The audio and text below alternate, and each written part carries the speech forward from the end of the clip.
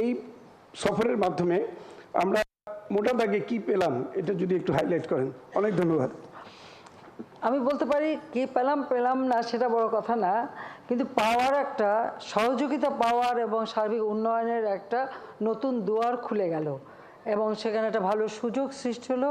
এবং ইতিমধ্যে আপনারা জানেন যে আমি সবসময় আমাদের দক্ষিণ এশিয়া এবং দক্ষিণ পূর্ব এশিয়া দেশগুলির সঙ্গে আরও বেশি সহযোগিতা, যোগাযোগ এবং মত বিনিময় এবং সেই সাথে আমাদের অভিজ্ঞতা বিনিময়ের উপর গুরুত্ব দিয়ে থাকি। কারণ সার্বিকভাবে আর্থসামাজিক উন্নয়নের জন্য আমি মনে করি এই বন্ধুত্বটা অত্যন্ত গুরুত্বপূর্ণ। কাজে এখানে একটু বলবো যে আমি এবারে সরকার গঠন করার পরে প্রথম সফর করলাম থাইল্যান্ডে, কারণ আমাদের বলতে গেলে একেবারে ঘরের কাছের একজন পড়োশি দেশ। তো আমি এটা সবসময় গুরুত্ব দিই, বন্ধুত্ব আমাদেরকে আরও অনেক সুযোগ করে দেবে। আর থাইল্যান্ড কিন্তু যেমন খাদ্য উৎপাদনে, ফসল উৎপাদনে, ফল টল উৎপাদনে তাদের কিন্তু অনেক গবেষণা এবং অনেক উৎকর্ষতা আছে, আপনারা জানেন।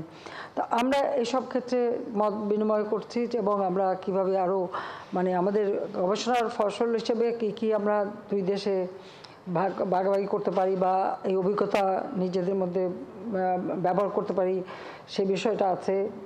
আর ইতিমধ্যে আপনারা শুনে যে চট্টগ্রামের থেকে থাইল্যান্ডে বন্দরের সাথে সরাসরি কার্গো নেওয়ার ব্যবস্থা, সেটা বা আমাদের অফিসিয়াল যে পাসপোর্টধারীরা তারা বিনা মানে যেই ওখানে সহজে যেতে পারবে, আমাদের পরিবহন বা পণ্য রপ্তানি আমদানি রপ্তানিতেও সুযোগ হবে।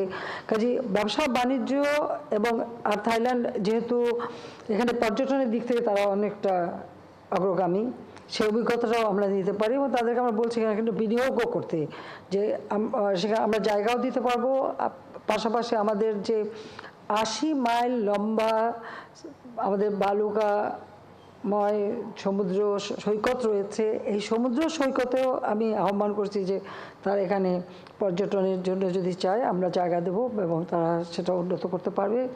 কাজে এইভাবে আমি মনে করি যে আমাদের এই সফরের মধ্য দিয়ে দুই দেশে ব্যবসা বাণিজ্য এবং অভিজ্ঞতা বিনিময়ের একটা ভালো সুযোগ সৃষ্টি হয়েছে, যেটা ভবিষ্যতে আর্থসামাজিক ক্ষেত্রে কাজে লাগবে।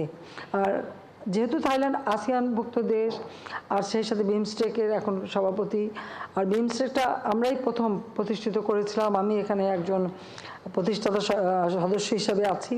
তো এই আমাদের এই আঞ্চলিক সহযোগিতাটাকে আরও আমি গুরুত্ব দেই, যেটা এবারে আপনারা দেখেছেন যে যে কোভিড-19 অতিমারির পরে বিশ্বের পরিস্থিতি অনেকটা পরিবর্তন।